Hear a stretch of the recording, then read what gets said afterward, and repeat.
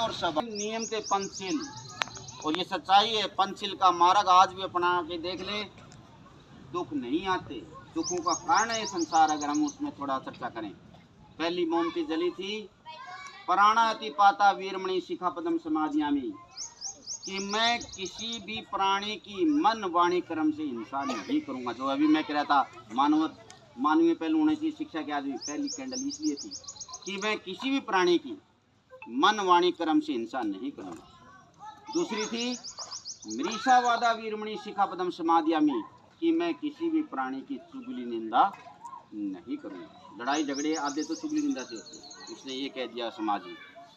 तीसरी थी कामाचारा वीरमणि शिखा पदम समाधियामी, कि मैं सब माता बहनों को समान दृष्टि से देखूंगा। वो मेरी बहन है, वो मेरी माताएं हैं, काम वासनाओं में संलिप्त नहीं होऊंगा। आधे झगड़े समाज में जब ये मर्यादा तोड़ते तब होते हैं। और फिर था ऐदे दाना वीरमणि शिखा पदम समाधियामी, कि मैं चोरी नहीं करूंगा। चोरी का मतलब ये नहीं था कि हम किसी चीज उठा के लेके, टैक्स चोरी हो सके, सरकार का टैक्स बन रहा है वो समय पे दे, किसी की हेरा फेरी मैं नहीं करूंगा। आधे झगड़े वही होते हैं, फिर छापे पड़ते हैं, रेड पड़ती है, वो पड़ता है, या डर बैठता है उस आदमी मेरे पास ज्यादा धन है। और अगला सूरा मेरे मध्य वीरमणि शिखा पदम, पांचवी मोमबत्ती, मैं नशीली वस्तुओं से दूर रहूंगा, नशा नहीं करूंगा। क्या ये बुद्ध के 5 रास्ते गलत है?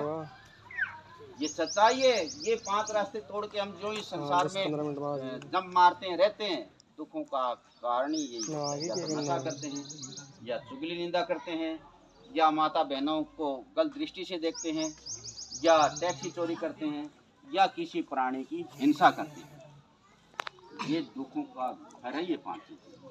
तो बाबा साहब को, तथागत बुद्ध को भी पढ़िए, या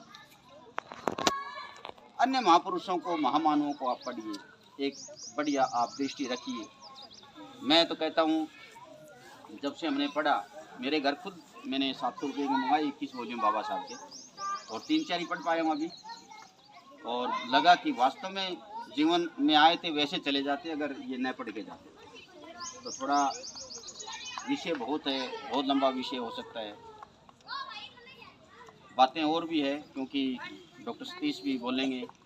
अच्छी लगी हो तो बातें आप बताना कि कहीं मिशन गलत है या ठीक है, या किस कैंसी हम बनाना चाह रहे हैं, कैसा एक समाज आप बनाना चाहे।